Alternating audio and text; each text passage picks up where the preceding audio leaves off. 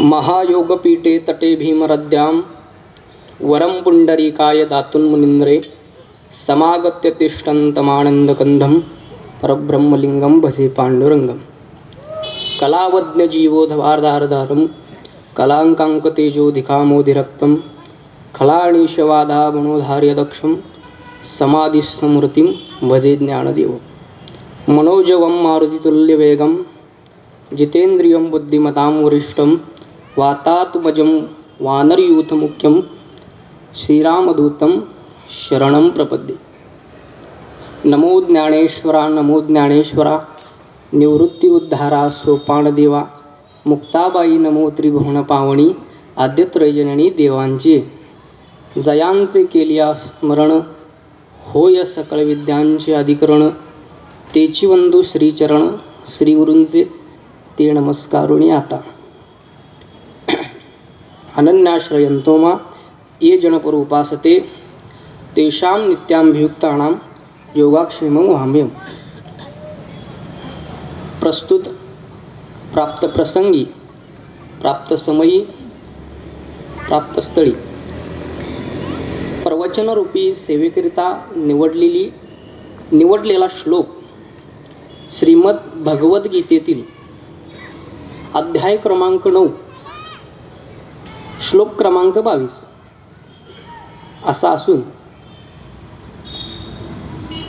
भगवद्गीतेचा मध्य साधणारा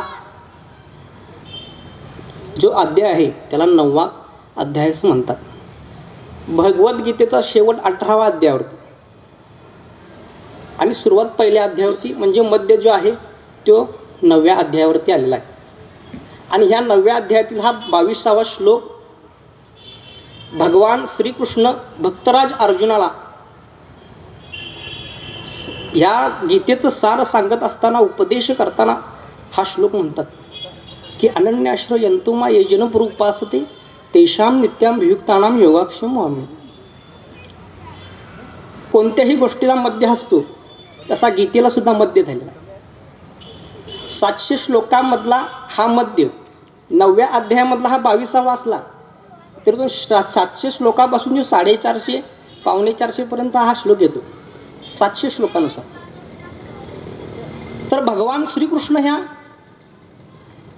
श्लोकामध्ये काय म्हणतात बरं, किती सुंदर उपदेश त्या भगवान भक्तराज अर्जुनाला करतात की अनन्याश्रयंतो मा ये जनपरूपासते तेषां नित्याभियुक्तानां योगाक्षेमं वहाम्यहम्। अर्जुना आज आत्तापर्यंत तुला युद्ध कसं करायचं, युद्ध कुठपर्यंत रंगवायचं, युद्ध का केलं पाहिजे, कशासाठी करायचं आहे तुला युद्ध, आता युद्ध करण्यासाठी काय काय त्याला उपयोगी आहेत हे सर्व सांगितले, लक्षात घ्या। हे सर्व सांगितले, याचं सर्व ज्ञान दिलंय, भक्तीविषयीचं ज्ञान दिलेलं आहे, आपण कोणाविषयी प्रेम करावं हे सुद्धा ज्ञान दिलेलं आहे, काय करावं, युद्ध कसं करावं, आपलेच आप्तेष्टजन आहेत त्यांच्याशी आपण भांडण करतोय ते सुद्धा योग्य पद्धतीनं कसं करावं हे भगवान श्रीकृष्ण अर्जुनाला सांगतायत युद्धभूमीवरती। आणि ह्याच गीतेचा सार सुद्धा त्याच युद्धभूमीवरती सांगतात।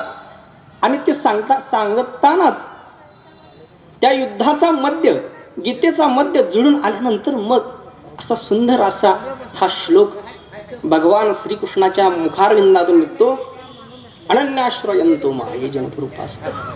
अनन्य, तू देवाची जी उपासना करतोस, तुझ्या कोणत्याही देवाची जी उपासना तू करतोस किंवा तुझा देव मीच आहे, माझी जरी तू उपासना करीत असतील तर ती अनन्य भावानं कर, अनन्य भावानं कर, मला अनन्य भावानं शरण ये।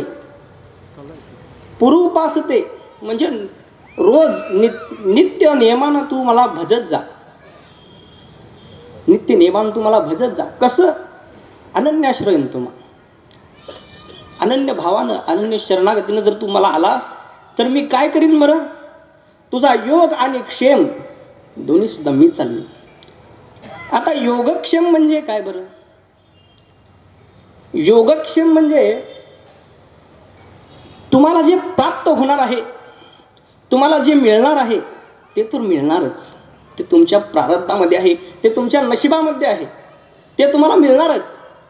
पण जे तुमच्या प्रारब्धामध्ये नाही, आता एखादी गोष्ट एखाद्याच्या प्रारब्धामध्ये असते, एखाद्याच्या प्रारब्धामध्ये नसते.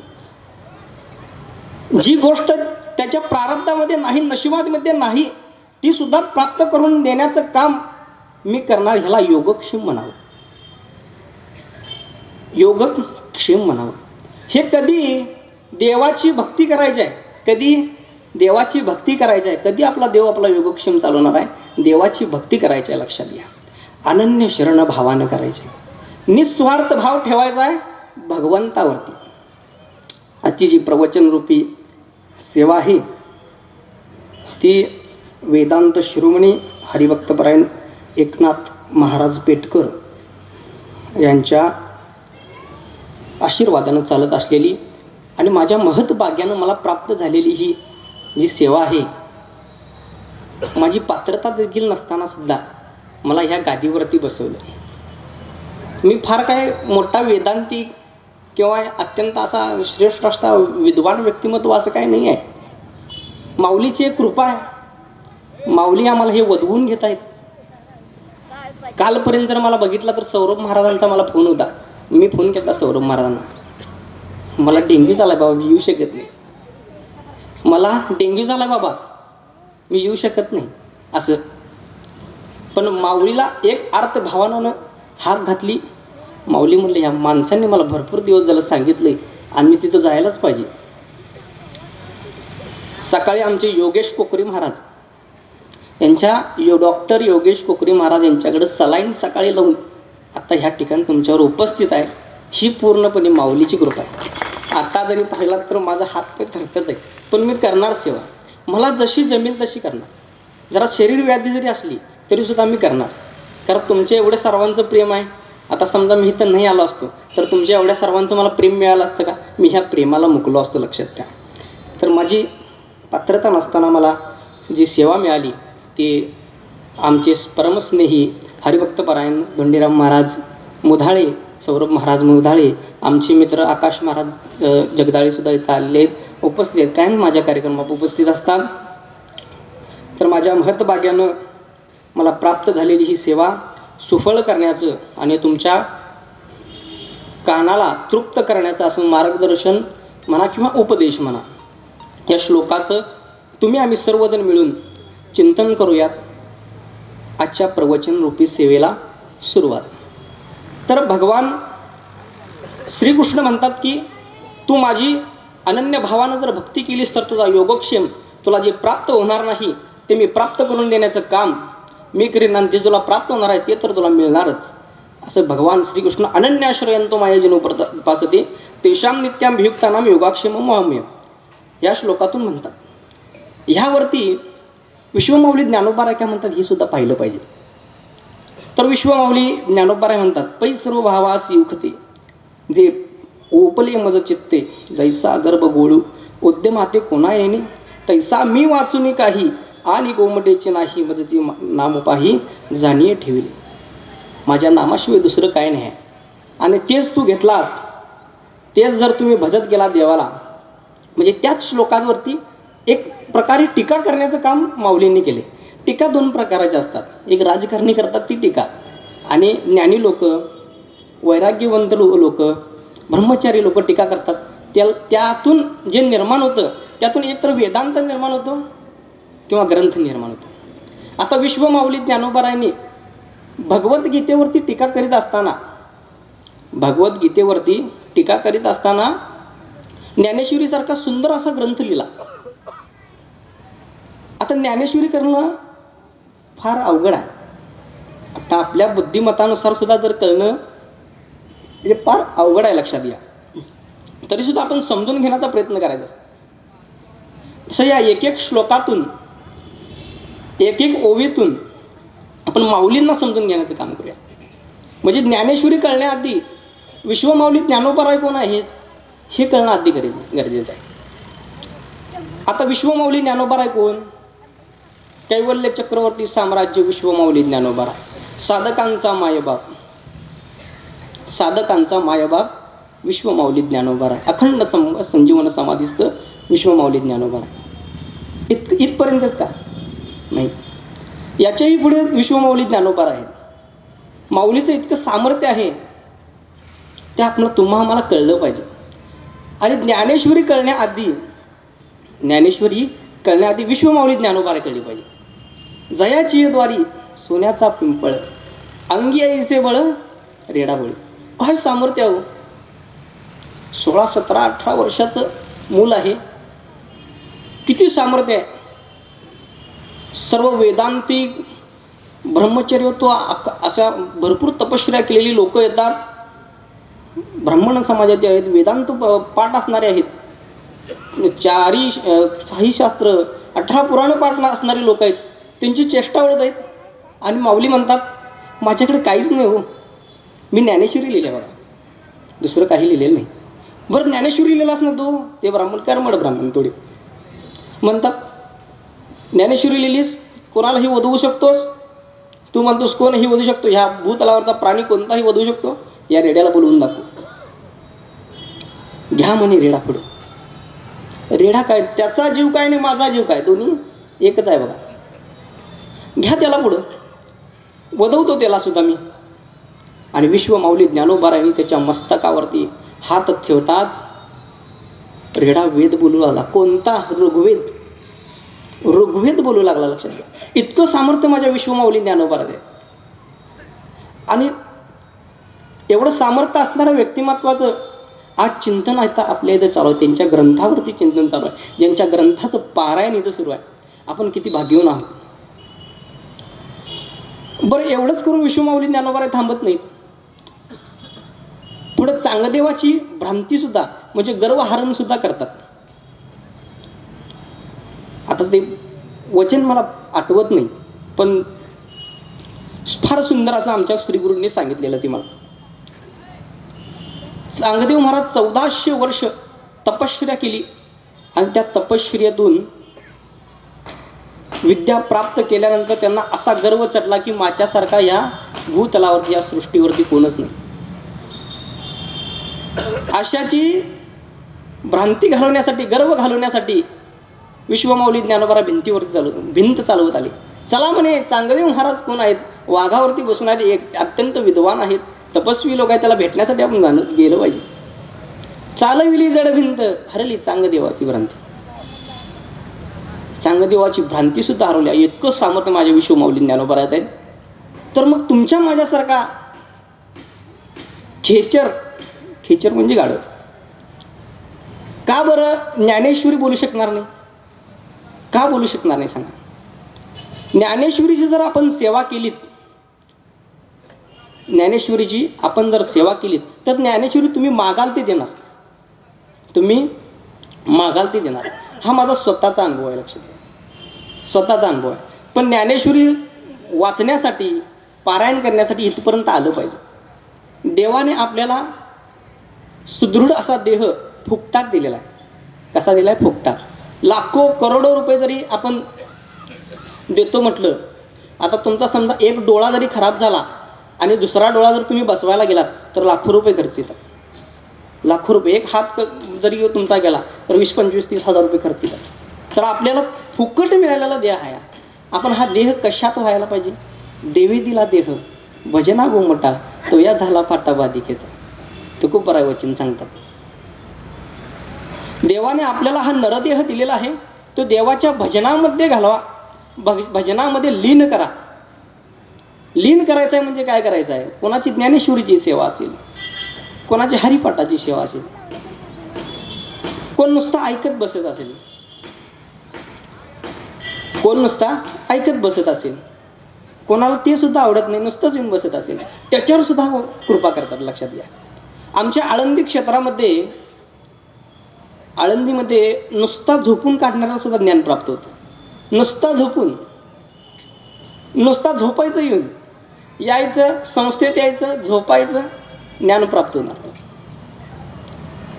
आता या ज्ञानेश्वरीचं सामर्थ्य सांगतो तुम्हाला. आता माता भगिनी इथं उपस्थित आहेत त्यामुळे सांगतो. फार दिवस झाले नाहीत, एक डिसेंबरच्या आधी, दिवाळी डिसेंबर आहे त्यामध्ये अष्टदशा नावाचा कार्यक्रम झाला. डॉक्टर नारायण महाराज जाधव यांनी घेतला, आमचे श्रीगुरू. अष्टदश नावाचा, म्हणजे भागवताचं पारायण, ज्ञानेश्वरीचं पारायण, गाथेचं पारायण झालं. त्यावेळी एक छोटासा 5 वर्षाचा मुलगा आलता, पूर्ण ज्ञानेश्वरी मुखत होतो त्याला, पूर्ण ज्ञानेश्वरी. माझ्याकडे त्याचा व्हिडिओ आहे, असं नाही मी सांगायचं म्हणून सांगतोय असं नाही, माझ्याकडे पुढा पुरावा आहे त्या पोराचा, तुम्हाला दाखवतो. पूर्ण ज्ञानेश्वरी संपूर्ण पाठ आहे, कोणताही श्लोक सांगायचं त्याच्या खालच्या ओव्यात देतो ते सांगणार, इतकी सामर्थ्य. मग हे सामर्थ्य कसं काय आलो? हे माऊलीचं सामर्थ्य आहे. हे कोण त्याला असं मस्तकावरती हात ठेवला आणि असं नाही, त्याला श्रीगुरु पण नाहीत कोण. तर ह्याच्या पाठीमागचं कारण बाबा ऐका आता. तो ज्यावेळी गर्भात होता ना, तेव्हा त्याच्या आईनं 108 पारायण केली. 108 पारायण, सगळा व्हिडिओ माझ्याजवळ आहे अजून. 108 इतकं सामर्थ्य विश्वमाऊलीनं. गर्भात असताना त्याच्यावरती गर्भसंस्कार झाले आणि त्यानं पूर्ण ज्ञानेश्वरी पाठ केली. असला चुनचुनीत मुलगा आणि स्पष्ट अशा ओव्या बोलतोय, आम्हाला शुद्धिक जमत नाहीत, इतक्या सुंदर अशा बोलतोय. इतकं माऊलीचं सामर्थ्य. कोणाला बोलता येत नसेल, कोणाला ऐकता येत नसेल, कोण थोडा मंद बुद्धीचा असेल, ज्याला बुद्धीच नाही असा असेल, ह्याने ज्ञानेश्वरीवरती नुसता बोट जरी फिरवली, ज्ञानेश्वरी थोडीफार सेवा केली, तरीसुद्धा त्याला ती विद्या प्राप्त होणार, त्याला बोलायला येणार. माझा स्वतःचा अनुभव. मला प्रवचनाच्या गादीवर बसायची माझी पात्रता नव्हती. धंडेराम महाराज आहेत, सौरभ महाराज यांना सर्व माहीत आहे माझं. तरीसुद्धा हे माऊलींच्या सेवेतून हे घडलेलं आहे.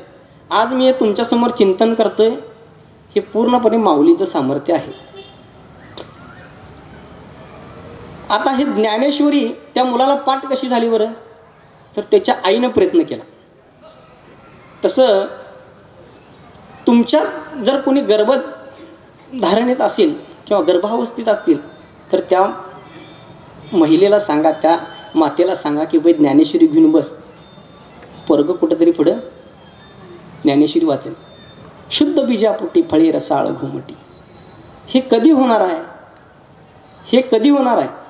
ज्यावेळी तुम्ही त्याला त्या गर्भाला संस्कार द्याल त्याच वेळी होणार. ज्यावेळी त्या गर्भाला तुम्ही संस्कार द्याल त्याच वेळी होणार.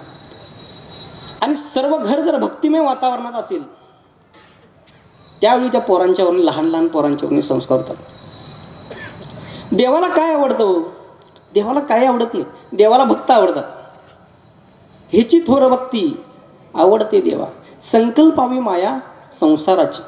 आपल्याला काय करायचं आहे? देवाची भक्ती करायचं आहे. या श्लोकामधून सुद्धा भगवान श्रीकृष्ण विश्वमाऊली ज्ञानोबाला हेच सांगत आहेत, संकल्पावी माया संसाराची. ह्याची थोर भक्ती आवडते देवा.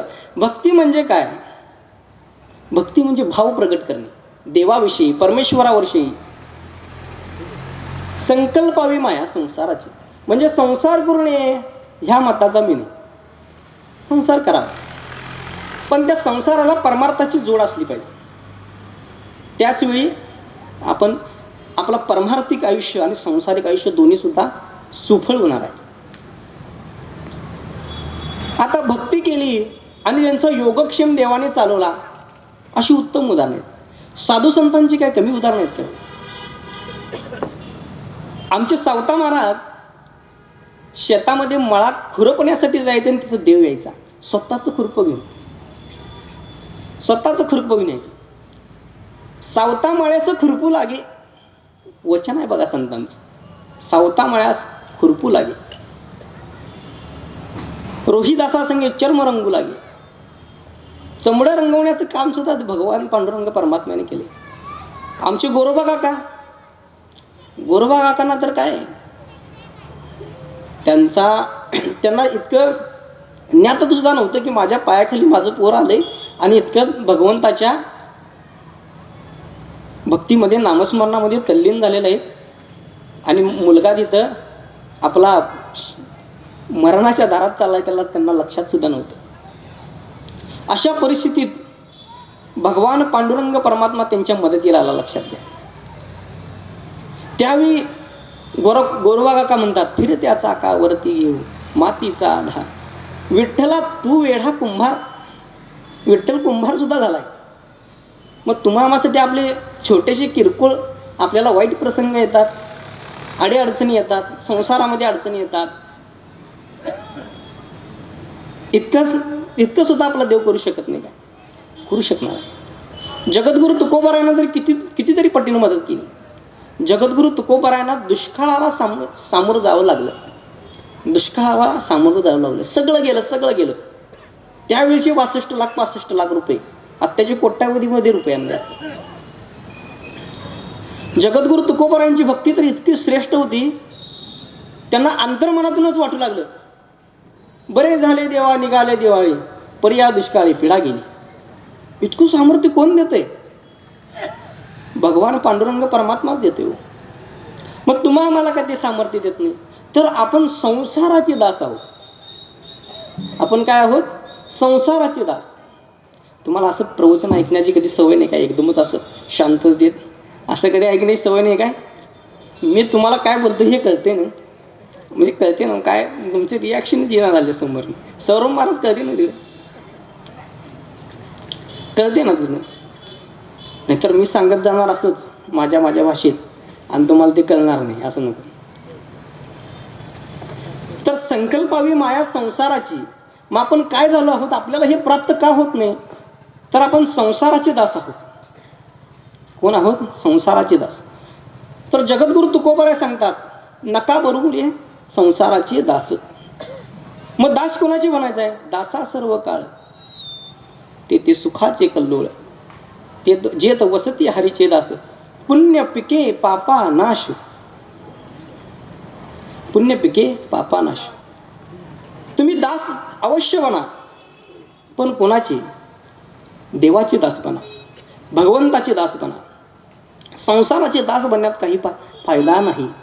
मला एक व्यक्ती सांगा, इथं बसलेल्यांच्यापैकी एक व्यक्ती सांगा की तो संसारात आहे आणि सुखी आहे.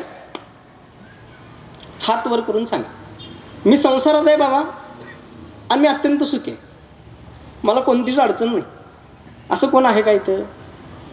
नाही. पण परमार्थ करणाऱ्याला विचारा, जगी आईचा सुखी कोण नाही म्हणते ते. बरोबर आहे की नाही? माझ्यासारखा सुखी कोण नाही म्हणते. 2 टायमाचं खातं म्हणते. आळंदी क्षेत्रात तर आम्हाला कधीच काही कमी पडलं नाही. चिंतन कोणाचं करतोय? विश्वमौली ज्ञानोबा राहायचं, जो जगाचा भार वाहतोय त्याचं चिंतन करा. आम्हाला कधीच कमी पडलं नाही. आमचे एक मित्र होते आळंदीमध्ये, आमच्या सोबत झालेला हा म्हणजे अनुभव आहे. आळंदी क्षेत्रामध्ये मधुकरी मागण्याची पद्धत अजून सुद्धा आहे. आणि मधुकरी मागत असताना मला वाटतं त्यावेळेस आंब्याचा सीझन असावा. आणि आंब्याच्या सीझनच्या वेळी म्हणजे माऊलीचं सामर्थ्य किती आहे, म्हणजे माऊली जिवंत आहे का नाही, अखंड संजीवन समाधिस्थ का म्हणतात हे तुम्हाला सांगतोय. आणि भक्ती परमार्थ क्षेत्रीय लोकांना कसं प्राप्त होते, त्याच्या मनात जरी ते आलं तरी कसं प्राप्त होते, माऊली कसं, देव कसं आपल्याला देतो, हा सांगणारा अनुभव आहे. लक्षात ठेवा, माझा स्वतःचा आमचा अनुभव आहे. आमचे मित्र आहेत राहुल महाराज म्हणून, ते आणि मी दोघं आम्ही पार्टनर होतो. पार्टनर म्हणजे जोडीदार. दोघंजण आम्ही एकाच खोलीत राहायचो, जेवण करायचो, मधुगिरी मागायचो आळंदी क्षेत्रात असताना. पण असंच आता आम्ही आईवडिलांच्यापासून लांब 6-7 महिने झाले. मला जरा थोडी सवय होती बाबा आईवडिलांच्यापासून लांब राहायचं आणि राहण्याची सवय. काही जरी दिला तरी मला खायची सवय होती.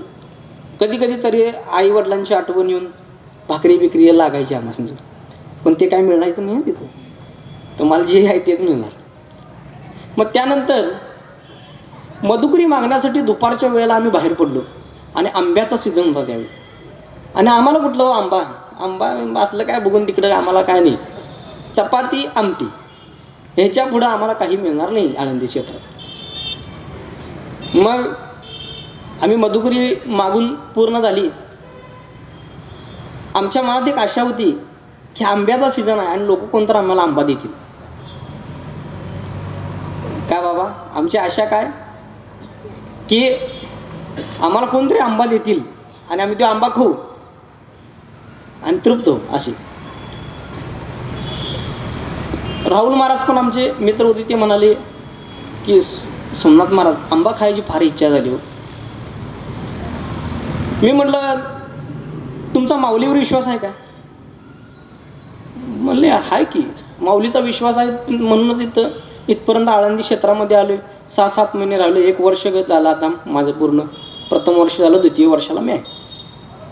माऊलीवरती विश्वास आहे म्हणून तर आहे ना मी तर. बरं आता काही करायचं नाही, ही मधुकरी ठेवायची, माऊलीच्या दरबारात जायचं आणि माऊलीला सांगायचं मला उद्या आंबा पाहिजे. आईकडे कसं हट्ट करतोस तू, तसं जायचं आणि हट्ट करायचं की माऊली मला उद्याच्या मधुकरीत आंबा पाहिजे, मला उद्याच्या मधुकरीत आंबा पाहिजे. हट्ट करायचं म्हणलं. आणि दुसऱ्या दिवशी मधुकरी मागितली आम्ही. मधुकरी मागून वडगाव रोडच्या समोरून हाजिरी मारुतीपासून नगर प्रदक्षिणा करून आम्ही येत असताना आम्हाला एक सद्ग्रस्त भेटले. ते म्हणले महाराज इकडे या म्हणले, हा घ्या आंबा. काय माऊलीचं सामर्थ्य, काय माऊलीचं सामर्थ्य. दुसऱ्या दिवशी मिळावं. दुसऱ्या दिवशी मी म्हणलं तुमची अजान वृक्षाखाली केलेली जी सेवा आहे, जी भक्ती आहे, तुम्ही जे दास म्हणून माऊलीची झालेला आहात, ते तुम्हाला ही फलप्राप्ती दिली. इतकं सामर्थ्य माऊलीला सुद्धा कळते हो. माझा साधक तळमळतोय. आणि आपल्याशिवाय आळंदी क्षेत्रामध्ये माऊलीला आहे तरी कोण? कोणच नाही. लक्षात घ्या, माऊलीला आपल्याशिवाय आळंदी क्षेत्रात कोणच नाही. साधकाशिवाय कोण नाही. मग आळंदी क्षेत्रात आपण गेलो, विश्व माऊलीचं दर्शन, माऊलींचं दर्शन घ्यायला गेलो तर माऊली असं आपल्याला घट्ट मिठी मारते. असा साधक सुद्धा पाहिजे.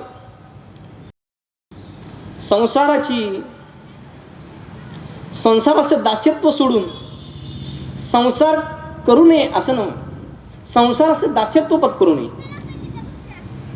संसाराचं दास्यत्व सोडून माऊलीच्या चरणाशी तुम्ही जर लीन झालात तर माऊली तुम्हाला जवळ घेईल आणि तुम्ही जे परमार्थात करणार आहात ते तुम्हाला प्राप्त होणार. आणि माऊली म्हणजे काय? माऊलीची समाधी म्हणजे काय? एक आकर्षण आहे. लक्षात द्या. एकदा साधक माऊलीजवळ गेला, एकदा साधक माऊलीजवळ गेला तर माऊली परत सोडत नाही त्याला. लोहचुंबकासारखं असं ओढून घेते बा. लोहचुंबक आहे माऊली म्हणजे, सोडणार नाही अजिबात. तर संसाराचं दास तुम्ही कधीच बनू नका. दास बनायचं असेल तर भगवंताचं, देवाचं बना. जसं सावता महाराज बनले, जसं गोरोबा काका बनले, जसे जगद्गुरु तुकोबार झाले. मगाशी तुम्हाला सांगताना मी सांगितलं शुद्ध बीजापोटी फळे रसाळ गोमटी.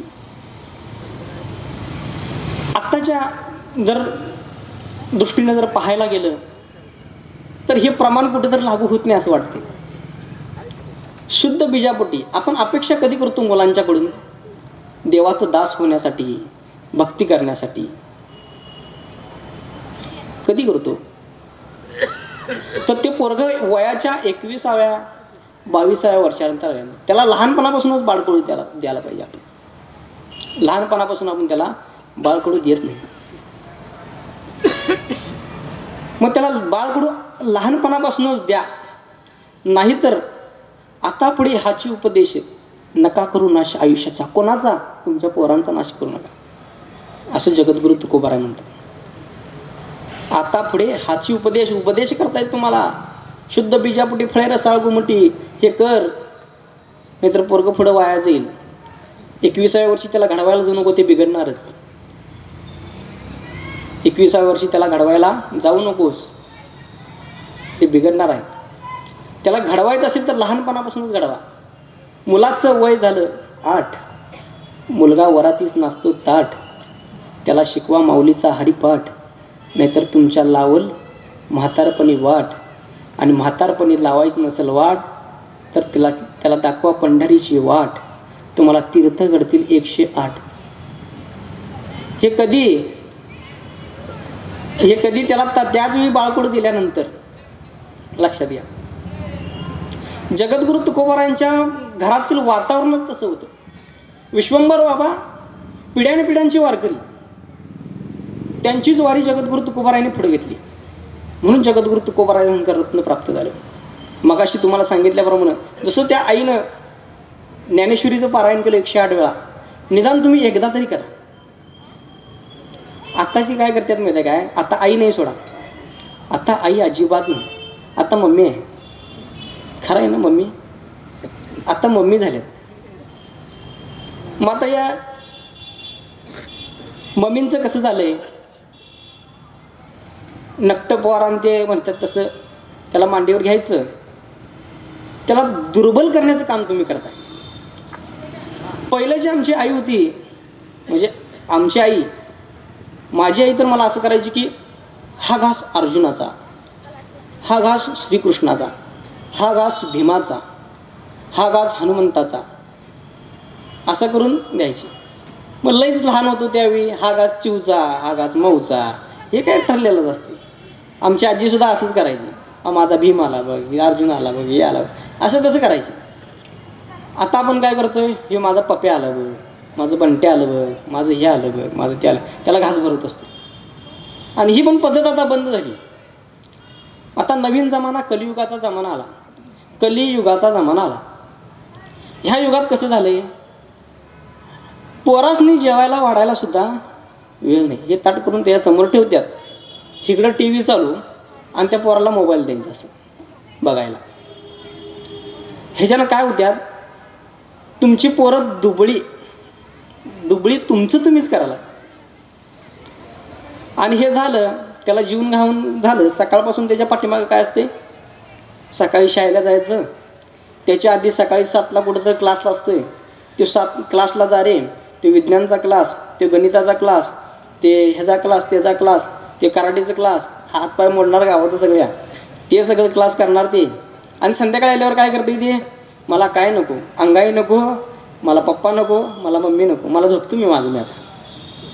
तर पोरांना दुबळं करू नका, पोरांना ज्ञानेश्वरी द्या, पोरांना हरिपाठ द्या, पोरांचं उज्ज्वल भविष्य होईल,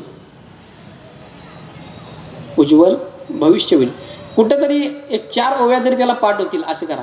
एखादा क्लास कमी करा, त्याला एखादा क्लास कमी करा. पण विश्वमाऊली ज्ञानोबारायांचे ज्ञानेश्वरी, जगद्गुरु तुकोबारायांचा गाथा, एकनाथ महाराजांचं भागवत, हे सर्व तुम्ही त्यांना द्या. बघा तुमचीसुद्धा पोरं ज्ञानेश्वरी पाठ केल्याशिवाय राहणार नाही.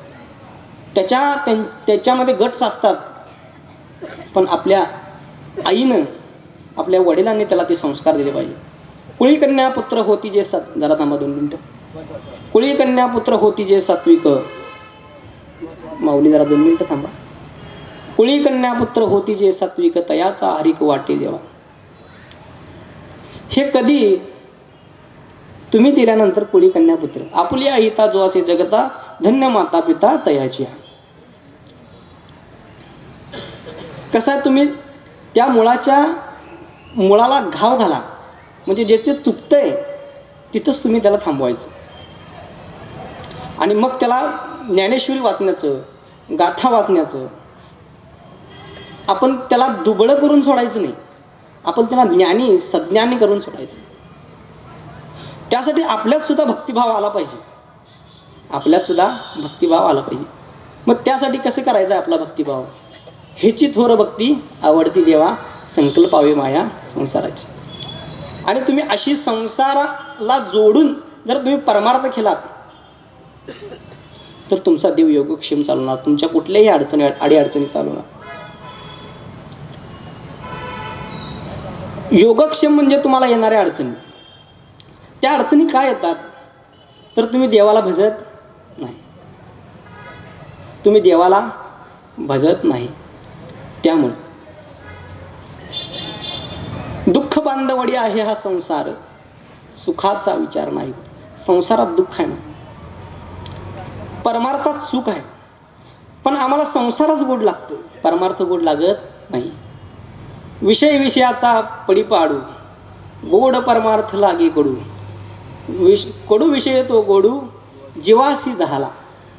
म्हणजे जे कडू आहे ते आपल्याला काय वाटते, चांगलं वाटते, गोड वाटते. पण परमार्थ कसा आपल्याला कडू कडू लागतो. पण जो कडू परमार्थ आहे तो गोड करून घ्या आणि संसार थोडासा दूर ठेवा. संसारात पडू नका किंवा संसार करू नका अशा मताचा नाही, पण संसारात तुम्ही गुरफुटू नका. माऊली म्हणतात, असोनी संसारी जिव्हे वेगू करी, म्हणजे संसारात राहायचं आहे, संसार करायचा आहे, संसार करता करता परमार्थ करायचा. आता एखादी माता माऊली असेल तर ती जेवण करत असेल, तिच्या मुखारविंदातून जर रामकृष्ण हरी रामकृष्ण हरी रामकृष्ण, तिच्या म्हणण्याचे पूर्ण जे सात्विकता आहे ती त्या अन्नामध्ये येते, लक्षात ठेवा. आणि ते अन्न जर त्या तुमच्या मुलाबाळांनी पोरांनी केलं तर ती सुद्धा सात्विक. मग कुळी कन्यापत्र होती जे सात्विक. लक्षात आलं का मी काय म्हणतोय? म्हणजे संसारात राहायचं आहे पण त्यात गुरफटायचं नाही. एखादी नाव आहे, या भवसागरामध्ये नाव ती तरत आहे, व्यवस्थित तरत आहे, त्याला कुठेतरी एकांत छिद्र पडलं तर ती नाव कोलमडून पडू शकते. हे कधी याला परमार्थाची जोड नसेल तर. संसार सुद्धा कोलमडू शकतो कधी परमार्थाची जोड नसेल तर. संसार दुःखाचा कधी होणार आहे? संसाराचा गाडा तुम्ही हाकताय, दोघे सुद्धा योग्य दिशेनं पाहिजे, दोघे सुद्धा योग्य दिशेनं चाललाय, पण तुमच्याजवळ परमार्थ नाही. तुम्ही देवाची भक्ती करत नाही, पांडुरंगाला भजत नाही, माऊलीला भजत नाही. तुमचा देव योगक्षेम म्हणजे तुमची गाडी हाकायला येणार नाही. भगवान श्रीकृष्ण जसं अर्जुनाचा रथ चालवायला आले तसे आपली गाडी चालवायला नाही, साधी आपला संसार चालवायला येणार नाही. मग त्यासाठी काय करायचं आहे? देवाला भजायचं हे लक्षात. आणि देवाला भजल्यानंतर या संसाराची जी मुळं आहेत ती नष्ट करून आपण भक्तीच्या मार्गाचा नवीन अंकुररूपी वृक्ष लावायचा. मग त्यासाठी विश्वमाऊली ज्ञानोबा काय म्हणतात? जैसे वरी वरी पालवी खुडीजे आणि मुळी उदक घालीजे, आणि मुळी उदक घालीजे, तैसे वरी वरी पालवी खुडीजे आणि मुळी उदक घालीजे, तैसे नाशू पावीजे वृक्ष तया, तैसे तैसे पाहिजे वृक्ष तया. म्हणजे हे वृक्ष नाश कधी पावणार आहे? तुम्ही त्याच्या मुळावरती घाव केल्यानंतर. जर तुम्ही वरची पानच जर खुंटत राहिलात तर ते वृक्ष नष्ट होणार नाही. म्हणजे तुम्ही वरची पानं उपटताय आणि त्या वृक्षाला नुसतं पाणी मुळापासून घालत राहताय, तर ती वृक्ष संसाराचं वटवृक्ष होत राहणार आहे. आणि हे जर वृक्ष नष्ट करायचं असेल तर त्या वृक्षाच्या मुळालाच घाव घाला आणि ते वृक्ष नष्ट करा. आणि संसाराचं वृक्ष नष्ट करून सात्विकतेचं परमार्थाचं वृक्ष लावा. या वृक्षाखाली तुमची सर्व मुले बाळे सगळे बागडतील, त्यावेळी सात्विकता निर्माण होईल. लक्षात घ्या. आणि माझी भक्ती करत नाही, माझी भक्ती करत नाही, समजा देवाची भक्ती जो करत नाही त्याला विश्वमाऊली ज्ञानोबा काय म्हणतात? जैसे माझे भक्ती विण, जैसे माझे भक्ती विण, जळो ते ज्यालेपण, जळो ते ज्यालेपण, जी आलेपण, जळो ते ज्यालेपण, आगा पृथ्वीवरी पाषाण नसती काय? आगा पृथ्वीवरी पाषाण नसती काय म्हणजे काय? ह्या भूतलावरती जसे दगड आहेत तसं आपण सगळेजण दगड आहोत. असं कधी म्हणतात? ज्यावेळी तुम्ही भक्ती देवाची करणार नाहीत, म्हणजे माझी भक्ती करणार नाही, आणि तुम्ही जिवंत असून सुद्धा मेल्यासारखं आहात आणि ह्या सृष्टीवरची जसं दगड आहेत तशा दगडासारखं तुम्ही आहात असं म्हणायचं. मग तुम्ही काय केलं पाहिजे? देवाची भक्ती केली पाहिजे. भक्ती केल्यानंतर तुम्हाला सुख मिळणार आहे आणि सुखातून जो भाव निर्माण होतो तो देवाला प्राप्त होणार. लक्षात घ्या. आणि देवाला तो भाव प्राप्त झाला की देव तुमचा आपसुख संसार असू दे, कोणतीही अडीअडचण असू दे, ते चालवणार आहे. 3 प्रकारचे भाव असतात. 5 मिनिटं येते. 3 प्रकारचे भाव असतात. संसारामध्ये गुरफटलेला जो व्यक्ती आहे, जो मुमुक्ष आहे, मुमुक्ष कोणाला म्हणायचं? ज्याला मोक्ष पाहिजे आहे त्याला मुमुक्षु माऊली म्हणतात. ज्याला जो संसारामध्ये गुरफटलेला आहे त्याच्याकडे जो भाव असतो तो अहम भाव असतो, म्हणजे द्वैत भाव.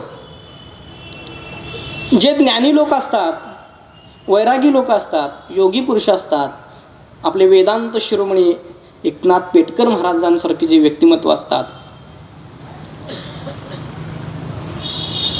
ब्रह्मचारी लोक असतात, ह्यांच्याकडं सोहम भाव असतो, अद्वित भाव असतो. आणि भक्ताकडं, म्हणजे मी मगाचपासून हे सांगतोय, भक्ती भक्ती भक्ती डोक्यात तुमच्या घुमतोय, हे जो भक्त आहे की नाही ह्याच्याकडं प्रेमभाव असतो, लक्षात ठेवा. आणि हा प्रेमभाव देवाला आवडतो. मग देवाकडं आपण मागणं काय मागायचं? भक्ती प्रेमाविणं ज्ञान नको देवा, भक्ती प्रेमाविणं ज्ञान नको देवा. भक्ती प्रेम एवढंच ज्ञान दे, दुसरं काही ज्ञान नको.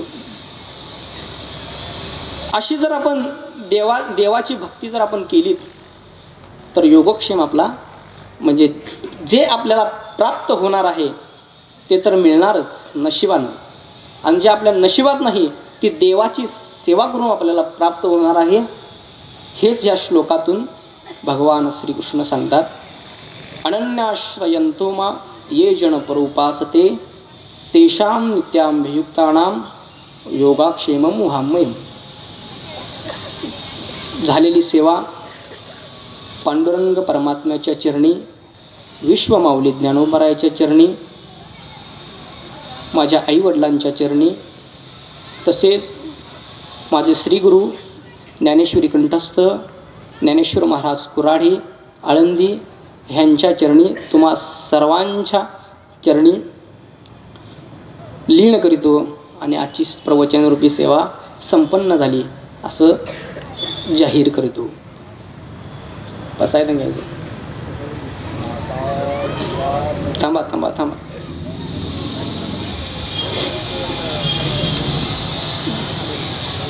मला ज्यांनी ही प्रवचनरूपी सेवा प्राप्त करून दिली ते धोंडेराम महाराज मुधाळे, सौरभ महाराज मुधाळे, तर सर्व सप्ताहामधील सर्वच कार्य करणारे सर्व मित्रमंडळी असतील, अष्टजन असतील, सर्व माता भगिनी, तुम्ही सर्व उपस्थित आहात, या सर्वांचे आभार व्यक्त करतो.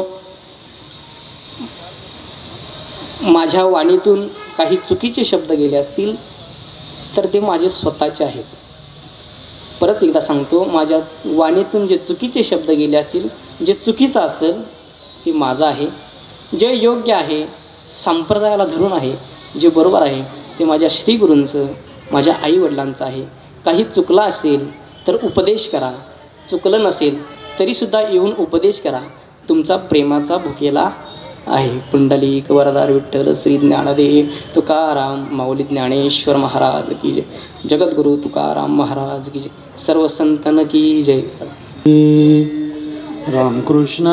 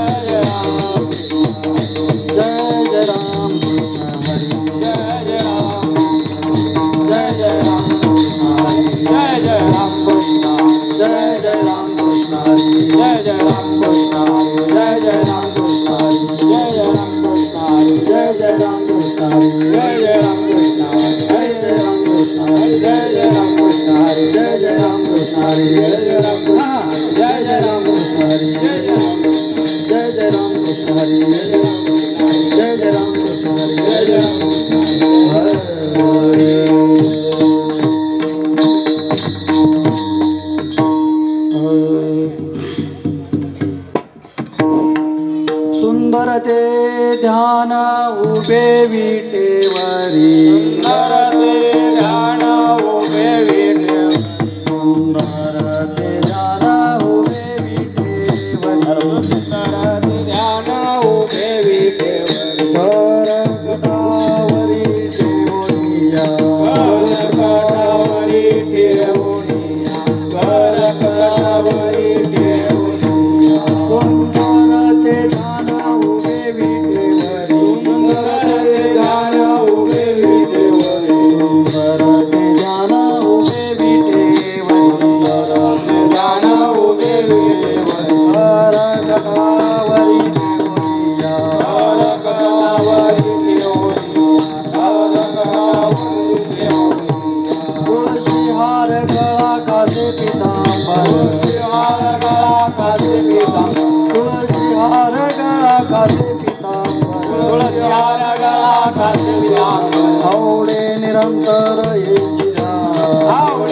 रत्नालयेचे ध्यान आवडे रत्नालयेचे ध्यान मकर कुंडले तळपती श्रवणी मकर कुंडले तळपती श्रवणी मकर कुंडले तळपती श्रवणी मकर कुंडले तळपती श्रवणी कंठी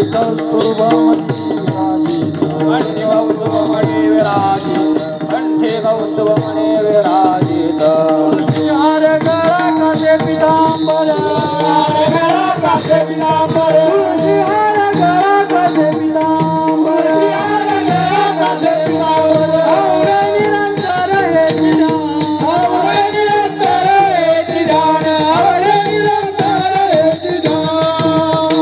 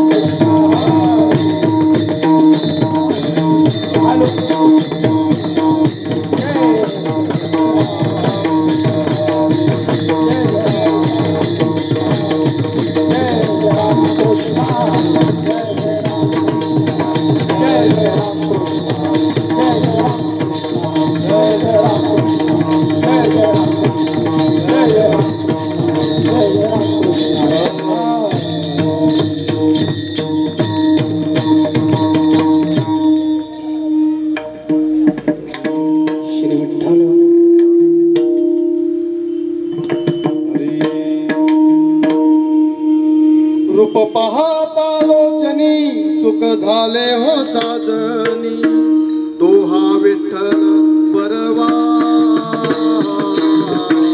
तो हा माधव बरवा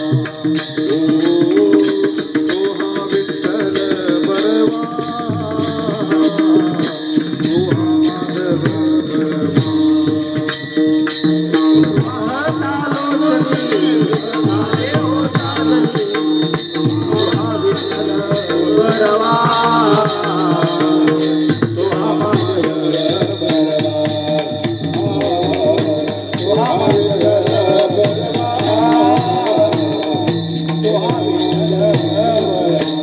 बौद्ध सुकृताची जोडी म्हणून विठ्ठल आवडी बौद्ध सुकृताची जोडी म्हणून विठ्ठल आवडी तो हा विठ्ठल बरवा तो हा माधव बरवा तो हा विठ्ठल बरवा तो हा माधव बरवा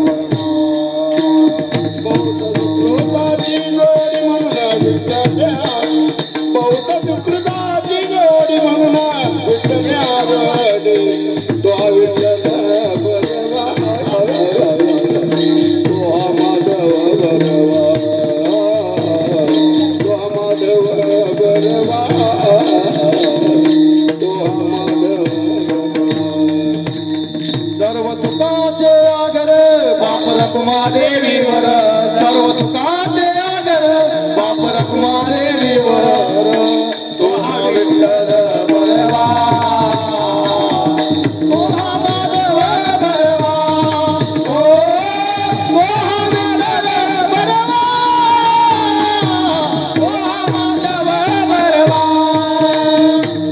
सुखाचे आगर बाप रखुमा देवीवर सर्व सुखाचे आगर बाप रखुमा देवीवर तो हा विठ्ठल बरवा तो हा माधव बरवा तो हा माधव बरवा तो हा माधव बरवा कृष्ण हरी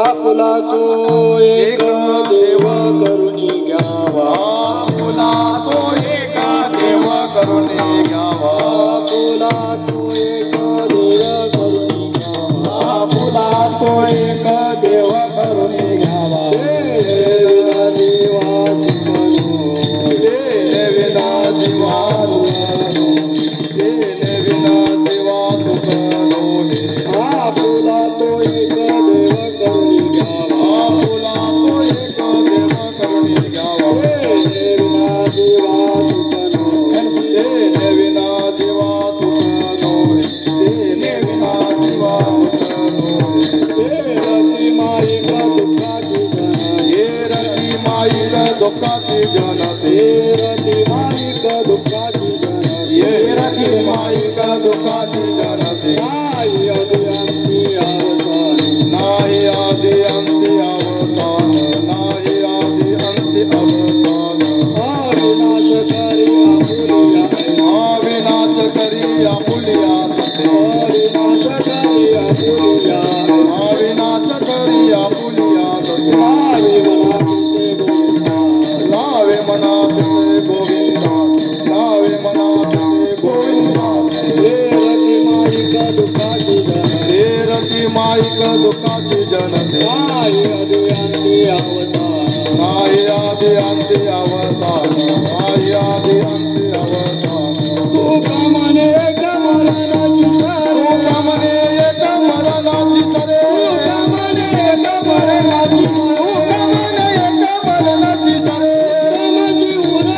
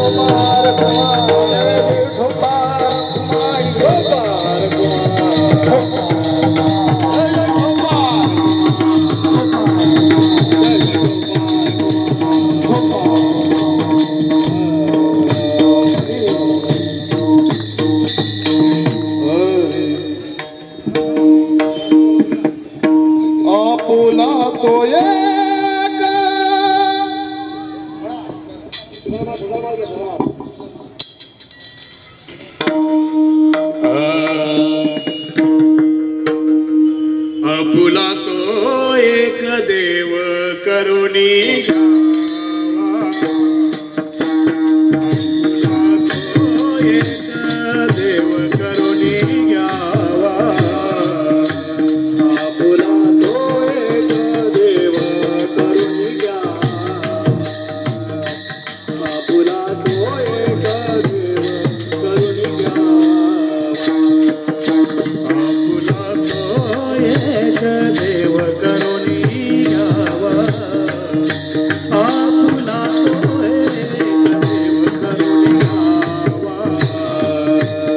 आपुला तो एक देव करुणी घ्यावा. आपुला तो एक देव करुणी घ्यावा. येणे विना जीवा सुख नोहे. येणे विना जीवा सुख नोहे. इरती माई के दुखाची इरती माई के सुख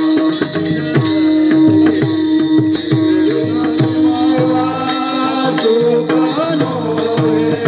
तेरे बिना जीवा सुख नोहे. इरती माई के दुखाची इरती माई के दुखाची आपुला तो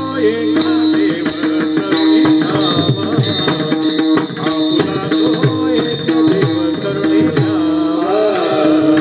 आपुला तो एक देव करुणी घ्यावा. आपुला तो एक देव करुणी घ्यावा.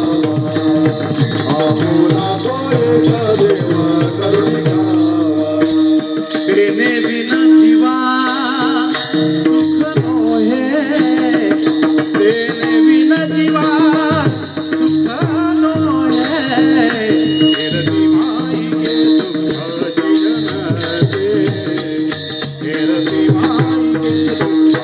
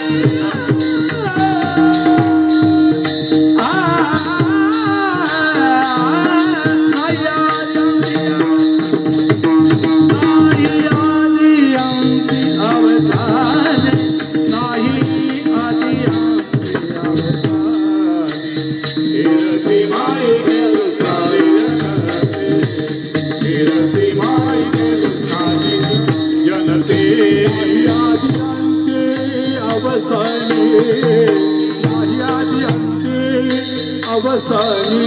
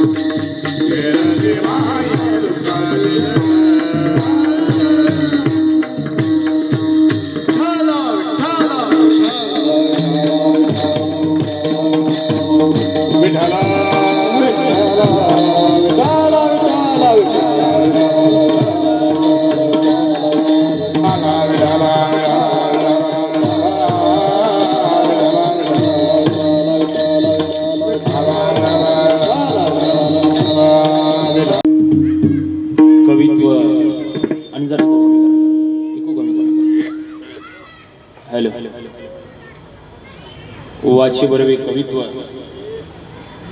कवित्व बरवे रसिकत्व, रसिकत्व बरवे परतत्व स्पर्श जैसा.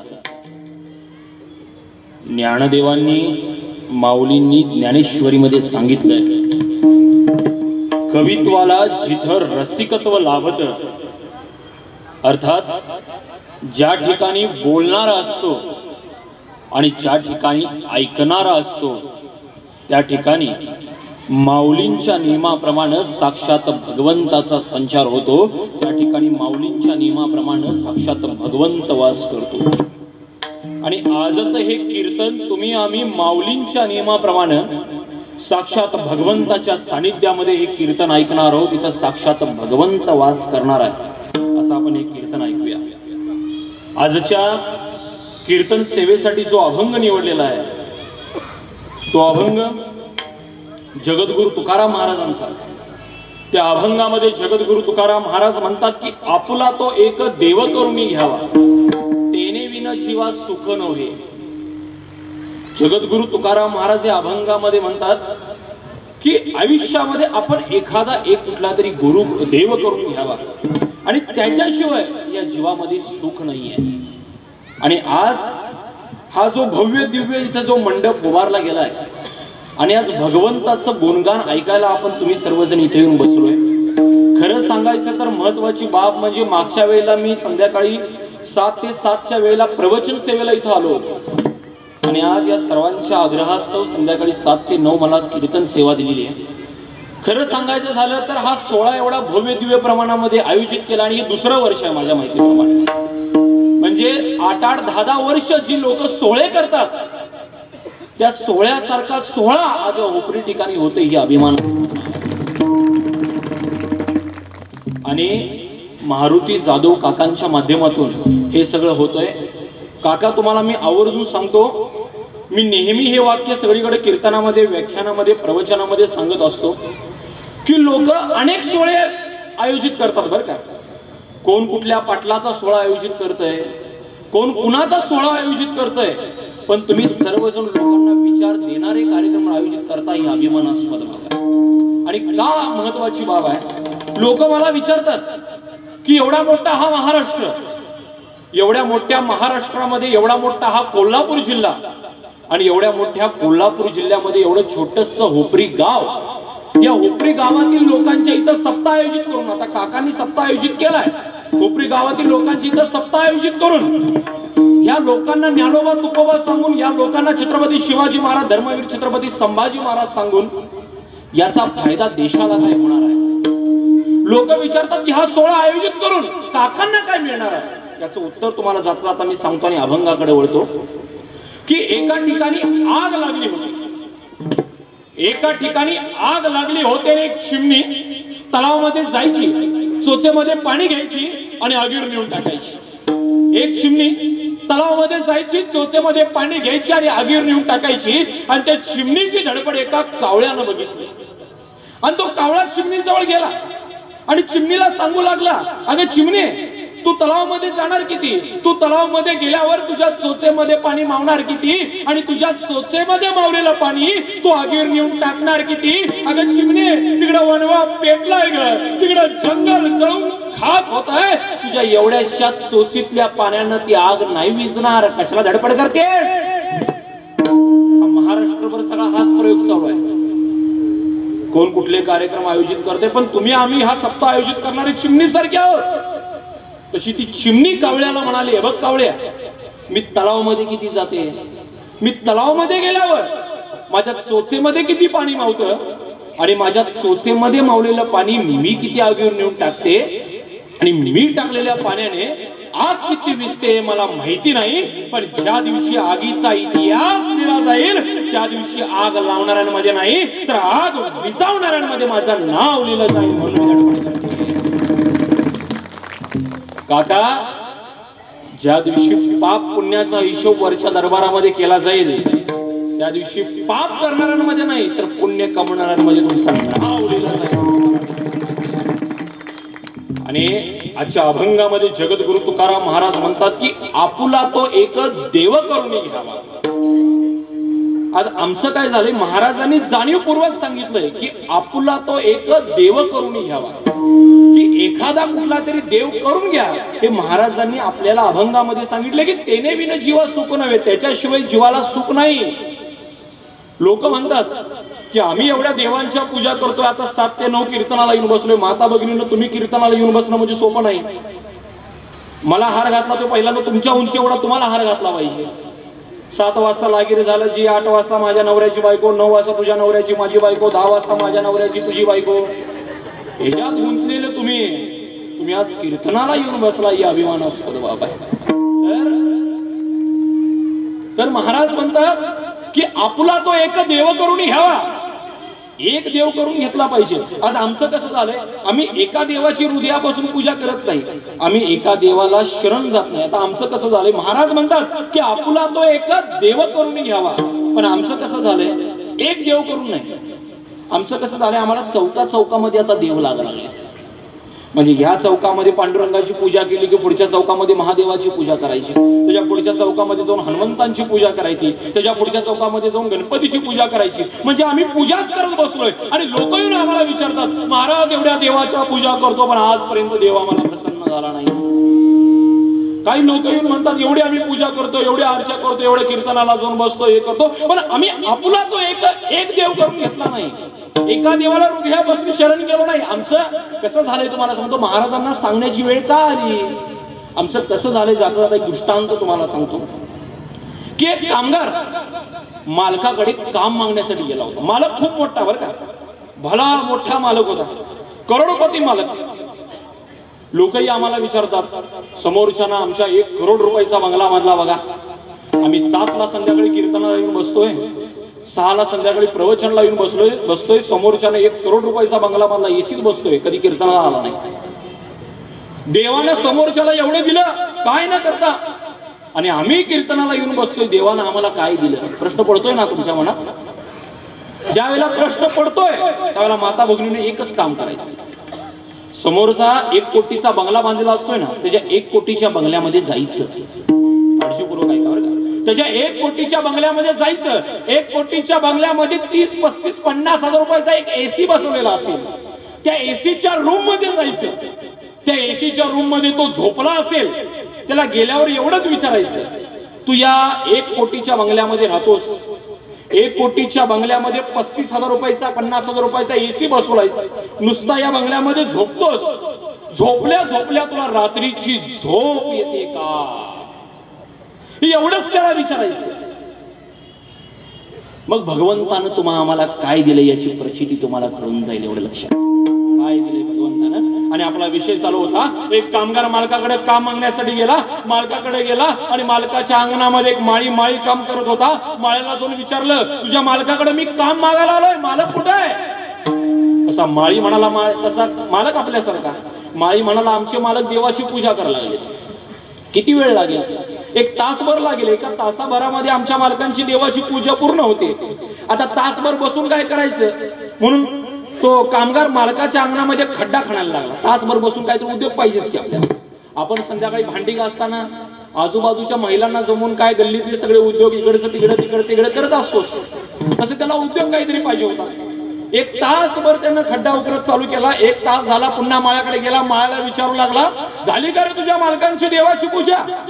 असा माळी म्हणला, आमच्या मालकांची आत्ताच गणपतीची पूजा झाली, आमचे मालक आता महादेवाची पूजा करतायत. एक देव करून घेतला नव्हता बरं का त्यानं. तो म्हणतोय आता गणपतीची पूजा झाली, आता आमचे मालक महादेवाची पूजा करतायत. किती वेळ लागेल. अनेक तासभर लागेल. आता तासभर बसून काय करायचं म्हणून यानं दुसरा खड्डा खणायला सुरुवात केली. दुसरा खड्डा खणून झाला. पुन्हा तासानं मालका माळ्याजवळ गेला. माळ्याला विचारू लागला, झाली का तुमच्या मालकांची महादेवाची पूजा. माळी म्हणायला लागला, आमच्या मालकांची आताच महादेवाची पूजा झाली, आमचे मालक आता श्रीकृष्णांची पूजा करतायत. किती वेळ लागेल. अनेक तासभर लागेल. बसून काय करायचं. तिसरा खड्डा करायला सुरुवात केली. याच्या पूजा वाढत गेल्या, याचे खड्डे वाढत गेले. 15-20 खड्डे अंगणामध्ये खणले. यानं 15-20 देवाच्या पूजा केल्या. अखेर कामगार वैतागला. मायाकडे गेला. विचारलं, तुझ्या मालकाची पूजा होत्या का. आलेल्या पावलाने मी पुन्हा माघारी जाऊ. एवढं म्हणतोय तेवढ्यात त्याचे मालक आतून पूजा करत बाहेर आले आणि मालकांनी अंगणामध्ये खणलेले 15-20 खड्डे बघितले आणि मालक त्या कामगाराला विचारतात, अरे शान्या, अरे काय करून ठेवलाय सांग ना ते. मालक म्हणला खड्डे काढत होतो. मालकांनी खड्डे मोजले. मालक म्हणतात, अरे शान्या 15-20 खड्डे अंगणात. अरे शान्या 15-20 खड्डे कशाला खणलायस? असा कामगार मालकाला म्हणतोय, मालक तुमच्या अंगणात जरा पाणी लागतंय का बघत होतो. तसा मालक कामगारला म्हणला, अरे शान्या तुला अक्कल पाहिजे लेका, डोक्याचा भाग तुला पाहिजे लेका. तू म्हणतोस की अंगणामध्ये जरा पाणी लागतंय का बघत होतो. अरे शान्या 15-20 खड्डे खणलायस. अरे शान्या एकच खड्डा जर खोलवर खणला असता तर आतापर्यंत पाणी लागला असतं की. असा कामगारी मालकाला सांगण्याचा प्रयत्न करतोय, मालक आतापर्यंत 15-20 देवाची पूजा केला, एका देवाची हृदयापासून सेवा केला असता तर आतापर्यंत देव प्रसन्न झाला. म्हणून महाराज काय म्हणतात, म्हणून महाराजांनी तुम्हाला आम्हाला काय सांगितलंय, अभंगाचं पहिलं चरण. आपुला तो एक देव करुणी घ्यावा. आपुला तो एक देव करुणी घ्यावा. तो एक देव करुणी घ्यावा.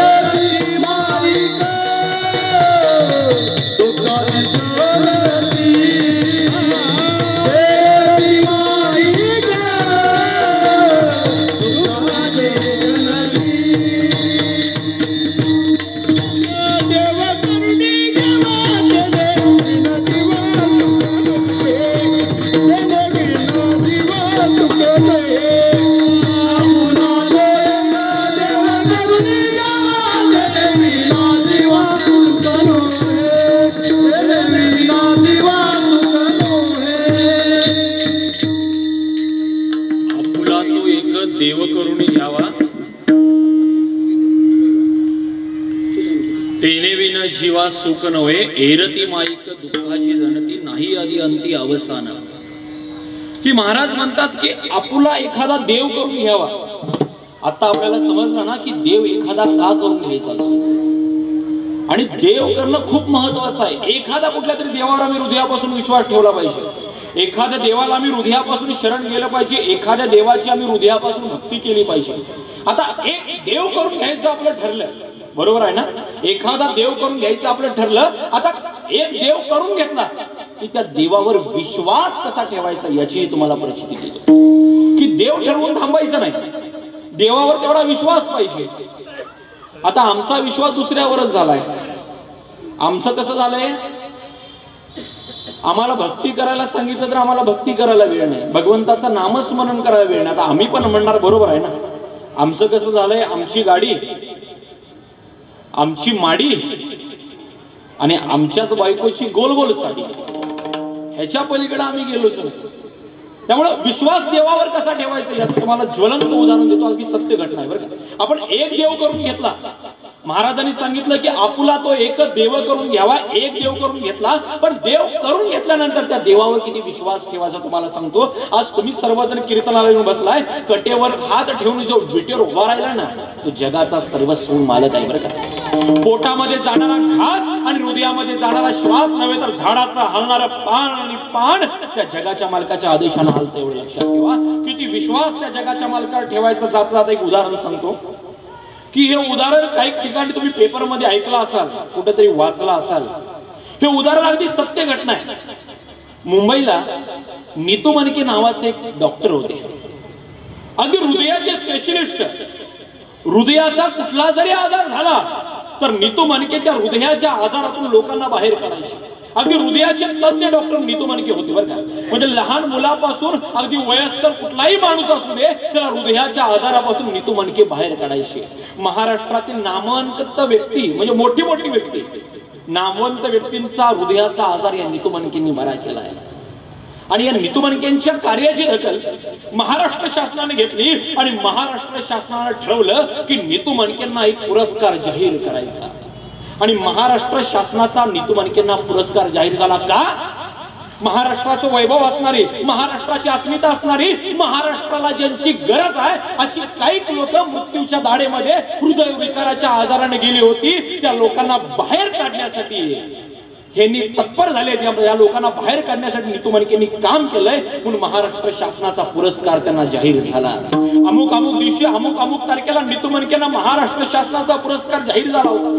आणि नीतू मनके ठरलेल्या तारखेला सकाळी उठल्यानंतर सगळं आपलं आवरलं आणि आवरल्या नीतू मनकेने ड्रायव्हरला सांगितलं, गाडी काढ आणि मुंबईच्या विमानतळाच्या दिशेने चल. कारण मुंबई पासून दिल्लीला तो पुरस्कार होणार होता आणि दिल्लीला नीतू मनके विमानानं जाणार होता. ड्रायव्हरने गाडी काढली आणि ड्रायव्हरने गाडी काढली आणि त्यांची गाडी दिल्लीच्या दिशेने जाऊ लागली. पण काय झालं होतं कुणास ठाऊक? कारण ऐका बरं का, काय झालं होतं कुणास ठाऊक? महाराष्ट्र शासनाचा खूप मोठा नामवंत असणारा पुरस्कार नीतू मनकेंना दिला जाणार होता, पण त्या जगाच्या मालकाला हा पुरस्कार मात्र मान्य नव्हता बरं का. भगवंताला हा पुरस्कार मान्य नव्हता.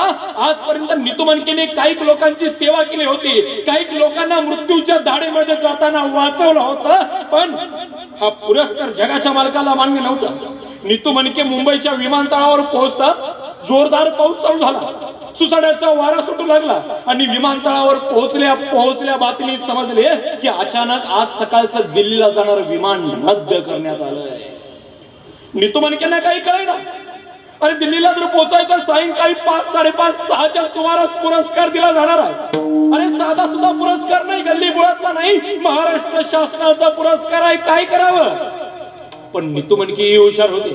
नीतू मनकेने ड्रायव्हरला सांगितलं, गाडी काढ आणि दिल्लीच्या रोखानं वाऱ्यासारखी गाडी पळव. आणि ड्रायव्हरनं गाडी काढली, नीतू मनके गाडीमध्ये बसले आणि दिल्लीच्या रोखानं गाडी जायला निघाली. पण जगाच्या मालकाला पुरस्कार मान्य नव्हता.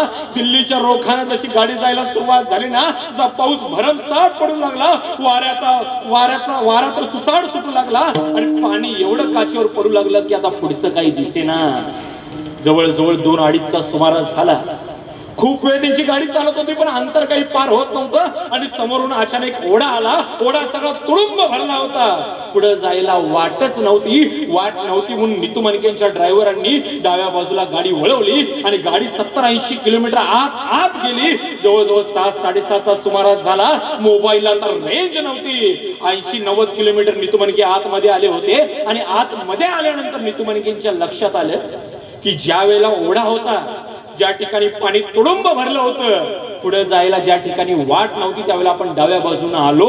आणि ज्या वेळेला डाव्या बाजूने आत आलो, 70-80 किलोमीटर गाडी आतमध्ये घेतली. ज्यावेळेला आपण डाव्या बाजूला टर्न घेतला, त्यावेळेलाच आपल्या गाडीचा रस्ता चुकलाय आणि आपण 70-80 किलोमीटर आतमध्ये आलोय.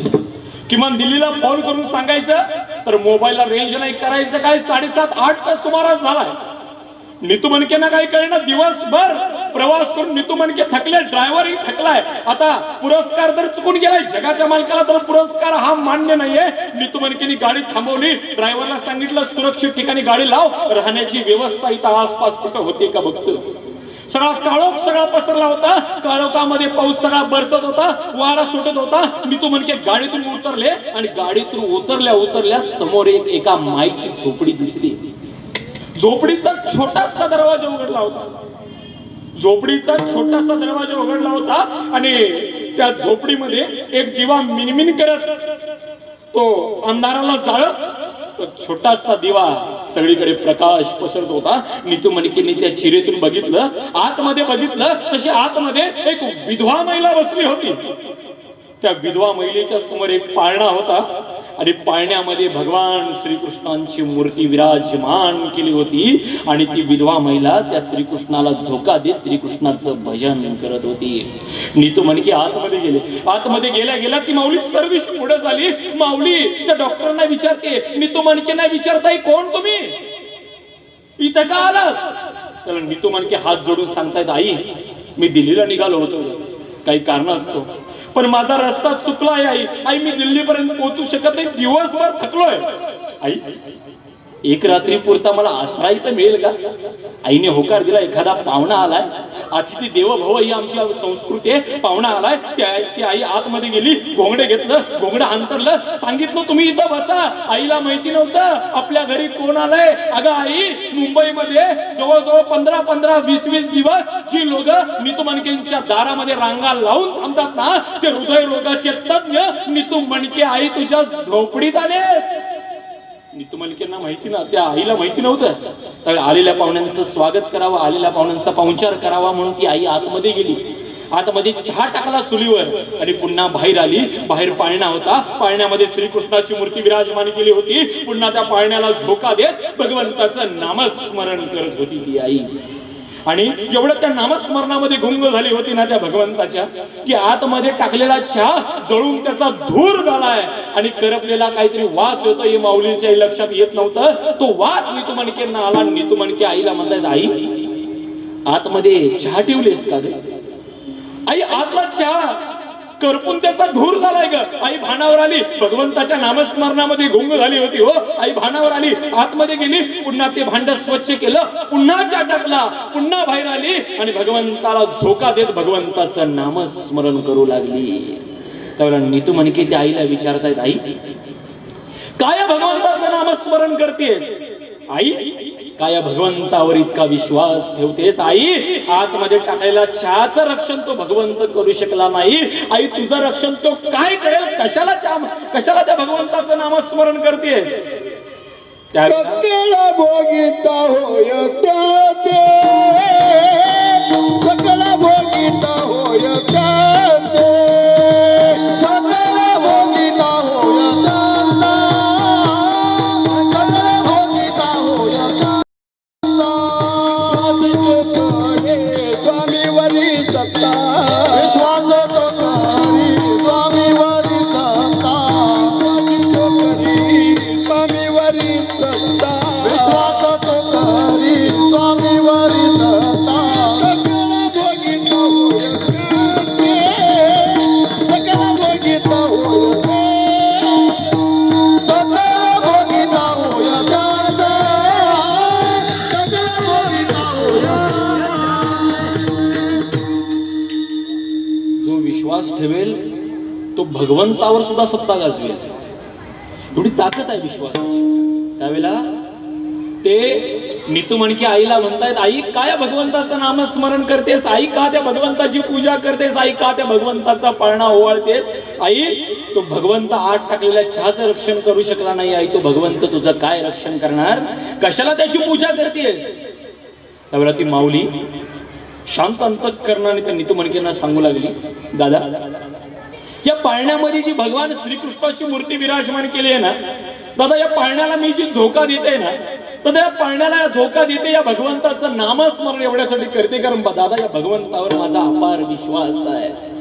दादा इतका विश्वास आहे दादा, काय भगवंताचं नामस्मरण मी करते, किती विश्वास आहे दादा तुम्हाला मी सांगतो. दादा या पाळण्यामध्ये जी श्रीकृष्णाची मूर्ती विराजमान केली ना, या पाळण्याच्या माग बरोबर एक दादा कट्टा आहे आणि दादा कट्ट्यावर एक घोंगडं अंतरलंय. त्या घोंगड्यावर एक माझं 2-3 वर्षाचं बाळ दादा तडफडत पडलंय.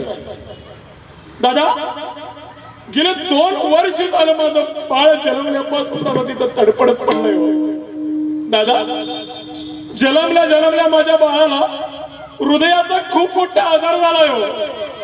आणि दादा मी असं ऐकून आहे की मुंबईला हृदयाचे खूप मोठे तज्ञ डॉक्टर आहेत की जे डॉक्टर हृदयाचा कुठलाही आजार होऊ दे ते डॉक्टर दादा बरे करतात. दादा भगवंतावर या माझ्या भगवान श्रीकृष्णावर एवढा विश्वास आहे ना दादा, हा माझा भगवान श्रीकृष्ण असा एखादा माणूस माझ्या झोपडीमध्ये पाठवून देईल की तो माणूस मला घेऊन मी नीतूमणकेंच्याकडे घेऊन जाईल.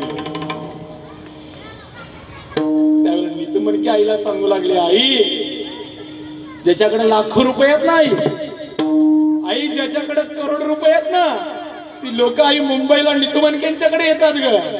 पण आई ज्याच्याकडे भगवंतावर दृढ विश्वास आहे असे काही भगवंताचे सेवक नीतूमणकेंसारखे तुझ्या झोपडीमध्ये तो भगवंता पाठवून देतो. इतका फक्त भगवंतावर विश्वास ठेवायचा बरं का. एक देव करून घ्यायचा आणि त्या देवावर फक्त इतका विश्वास ठेवायचा. माता भगिनींना तारणारा आणि मारणारा तो आहे बरं का. आणि मगाशी आपला विषय चालू होता, कुठला विषय मी तुम्हाला सांगत होतो की देवानं काय नाही दिलं आम्हाला. आम्ही म्हणतो मी तुम्हाला सांगितलं त्याला जर विचारायचं फक्त झोप लागते का. आईने तुम्हाला सांगतो जो साखरेमध्ये जो चहामध्ये साखर टाकून चहा पितो ना तो सुखी आहे, एवढं लक्षात ठेवा. जो भातामध्ये मीठ टाकून भात खातो तो सुखी आहे. आणि आपण कधीतरी विचार करतो की देवानं आम्हाला काय दिलं काय दिलं. जाता जाता प्रचिती सांगतो आणि पुन्हा अभंगाकडे वळतो. माता भगिनींनो की आज शरीराचं आमचं एखादं हाड मोडलं ना आयांनो, हाड बसवायला 15-20 हजार रुपये खर्च आहे. आपलं 60-70 वर्षामध्ये डोळ्याचं मोतीबिंदूचं आपण ऑपरेशन करतो. मोतीबिंदूचं ऑपरेशन करायला गेलो तर 5-10 हजार रुपये खर्च आहे आम्हाला. शरीरामध्ये रक्त कमी पडलं ना तर रक्त चढवायला रक्ताची पिशवी 1500-2000 रुपयाला आहे. म्हणजे 15,000 रुपयाचं हाड बसवायची किंमत आहे. मोतीबिंदूचं ऑपरेशन करायला 5,000 रुपये किंमत आहे. रक्ताची बाटली चढवायला 1,500-2 हजार रुपये खर्च आहे. आज माझं विज्ञान किती जरी मोठं झालं, काळजीपूर्वक ऐका बरं का, आज माझं विज्ञान खूप जरी मोठं झालं, आम्ही चंद्रावर गेलो, आम्ही कुठेही जाऊ, चंद्रावर जाऊ, मंगळावर जाऊ, कुठेही जाऊ, पण तुम्हाला आवर्जून सांगतो कितीही आम्ही मोठे झालो, कितीही विज्ञानाचे तज्ञ झालो तरी कुठल्या तरी मशीन मध्ये भाकर टाकल्यावर खाली रक्त येईल असं कुठलं मशीन आजपर्यंत उपलब्ध नाही. ते मशीन भगवंतानं आपल्याला तयार करून दिलं. तोंडामध्ये भाकर टाकली की त्या भाकरीचं रूपांतर रक्तामध्ये होतं. खूप मोठं सर्वस्व दिलंय आपल्याला. मग भगवंतानं एवढं सगळं दिलंय. आज 15,000 रुपये हाड मोडलेला खर्च आहे, 5,000 रुपये मोतीबिंदूच्या ऑपरेशनला खर्च आहे. आज आम्हाला शरीराचा मेंटेनन्स करणं परवडा ना, मग आम्हीच त्याला विचारतोय तू काय दिलंस आम्हाला. या शरीराचं एवढं करोड रुपयाचं शरीर दिलंय, त्याचा मेंटेनन्स करणं परवडा ना. एवढं लाखो करोड रुपयाचं शरीर देवानं दिलंय, आम्हाला आणखी काय पाहिजे. म्हणा हातात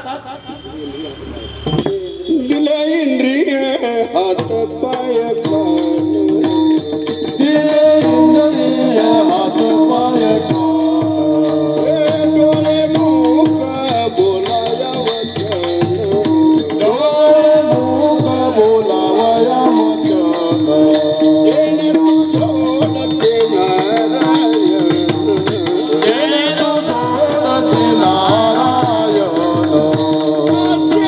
जीवपन भवरोग, असे जीवपण भवरोग, जीवपन भवरोग, असे जीवपण भवरोग. दिले इंद्रिय हात पाय कान, दिले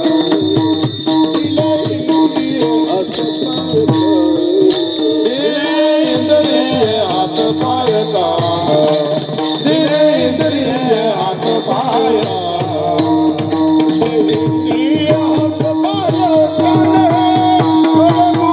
बोलाया वचन रची नारायण, नाचे जीवपण भवरोग. दिले इंद्रिय हात पाय कान, डोळे मुख बोलावया वचन, येणे तुझोडसी नारायण, नाचे जीवपण भवरोग. एवढं भगवंतानं आपल्याला सगळं दिलंय. इंद्रिय दिली, हात दिले, पाय दिले, एवढं सगळं दिलंय भगवंतानं. लाखो करोड रुपयाचं शरीर भगवंतानं दिलंय. आणखी देवानं काय द्यायला पाहिजे. बरं मला एक सांगा, एवढं लाखो करोड रुपयाचं शरीर भगवंतानं आपल्याला दिलंय, बरोबर आहे ना? लाखो करोड रुपयाचं शरीर काही न घेता भगवंतानं आपल्याला दिलंय. मग आजपर्यंत आपण भगवंताला काय दिलंय याचा विचार काहीतरी केला पाहिजे. काही सगळं त्याच्याकडनंच वरबडून घ्यायचं, त्याला काहीतरी दिलं पाहिजे. बँकेमध्ये जर 50,000 रुपये जर आपण ठेवले तर बँक आपल्याला 50,000 रुपयाचं काय देते? काय देते? व्याज देते. बँकेमध्ये आम्ही 50,000 रुपयाची एखादी एफडी केली, बँकेमध्ये 50,000 रुपये गुंतवले तर बँक आपल्याला 50,000 रुपयाचं व्याज देते. 1 दिवस ठेवा, 4 दिवस ठेवा, 1 वर्ष ठेवा. त्या भगवंतानं लाखो रुपयाचं शरीर 80 वर्ष ठेवायला दिलंय. आजपर्यंत भगवंताला आम्ही काय व्याज दिलंय? काहीतरी विचार केला पाहिजे. काहीतरी विचार केला पाहिजे की आम्ही व्याज काय दिलंय भगवंताला. काय सगळा भार आमच्यावरच आहे, त्याला काहीतरी भार नसावा. देव म्हणतोय मला व्याज दे म्हणजे काय दे? लाख रुपये दे, 2 लाख रुपये दे, 3 लाख रुपये दे. नाही रे, तहानलेल्याची तहान तृप्त कर, भुकलेल्याची भूक तृप्त कर, कीर्तनाला येऊन बस, नामस्मरण कर, माझं व्याज मला मिळत जाईल. आम्ही लोक एवढी उर्मत्त झालो, आम्ही सांगायला लागलो की आजपर्यंत आम्ही बँकेचा हप्ता कधी भराय नाही, व्याज भरायची तर बात दूरच. मला एक सांगा, 4 जणांचं कुटुंब चालवायचं म्हणलं की आमच्या डोक्यावर भार आहे. उद्या सकाळी सिलेंडरवाला येणार आहे, परवा दिवशी लाईट बिल भरायचं आहे. 4 जणांचं कुटुंब चालवायचं म्हणजे आमच्या डोक्यावर भार आहे. तू जगाचा मालक अवघ्या विश्वाचं कुटुंब चालवतोय, त्याला काय बाहेर भार नसावा? थोडा प्रेमाचा भुकेला